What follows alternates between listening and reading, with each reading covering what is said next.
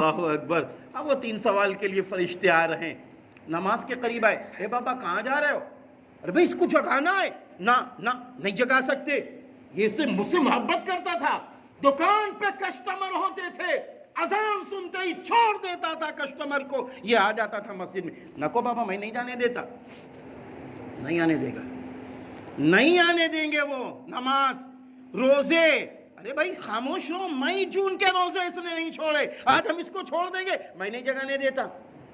ایسے ہی چاروں طرف سے وہ فرشتے جائیں گے، چاروں طرف سے فرشتے جائیں گے، وہ جگانے نہیں دیں گے۔ اس کے بعد صبر کونے میں کھڑا ہوگا، جس کو آج ہم لوگ کہتے ہیں جو صبر کرتا بے وقوف ہے، وہ بے وقوف ہے۔ اما یہ صبر قبر کے کونے میں کھڑا کہتا ہے، اے ساری عبادتوں سنو، اگر تم نرم پڑ جاتے میں وہیں کھڑا ہو جاتا، میں اس کو جگانے نہ دیتا۔ بتاؤ قسم خدا پاک کی، کام آنے والے کون لوگ ہیں؟ یہ نماز کام آ رہی کہ نہیں آ رہی ہے؟ یہ عبادتیں کام آ رہی کہ نہیں آ رہی ہیں؟ یہ اللہ کی راہ میں صدقہ خیرات کام آ رہا کہ نہیں آ رہا ہے؟ یہ وضو کا پانی ہم نے لگوا دیا، کام آ رہا کہ نہیں آ رہا؟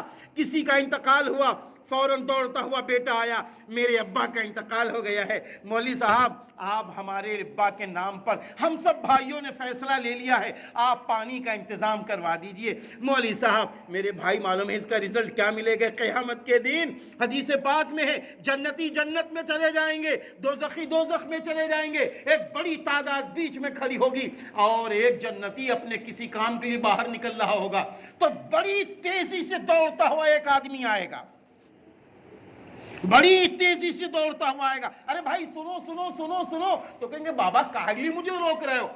ارے سنو، مجھے پہچانتے نہیں ہو، مجھے پہچانتے نہیں؟ ارے بھائی جلدی بولو، میں تو جنت سے نکلا ہوں، مجھے جنت میں جانا، جلدی بولو۔ جیسے آپ نے دیکھا نہیں یہاں رواب دکھاتا ہے آدمی جب کسی بڑے کے گھر میں ہوتا ہے، بڑا رواب دکھاتا، اما کیا بات ہے یار، ارے میرا کام کروا دو، اما چلو، ایسے وہاں رواب دکھائے گا جنتی۔ ارے بھائی جلدی بولو یار، کیا کام ہے، کیا کام ہے؟ ارے یار آپ میرے گھر میں آئے تھے؟ ہاں آئے تھے، ہم نے آپ کو وضو کا پانی دیا تھا۔ ہاں یاد آیا۔ پکڑ لے گا وہ ہاتھ، جنتی ہاتھ پکڑ لے گا اور پکڑ کے لے جائے گا، اے اللہ تو نے مجھے راضی ہو کے جنت دے دی ہے، اس نے مجھے اپنے گھر میں بلایا تھا، اس نے وضو کا پانی دیا تھا، اے اللہ میں سفارش کرتا ہوں اسے تو جنت میں داخل فرما دے۔ اللہ کہے گا لے جاؤ اسے جنت میں داخل کر دو۔ پیارے مسلمانوں یہ سب کام کر گزرو، وقت ہو چکا ہے، اللہ ہماری بھی مدد فرمائے، آپ سب کی مدد فرمائے۔ یہ دنیا گزر جائے گی یارو، چاہے اے سی میں گزارو چاہے چھپر میں گزارو۔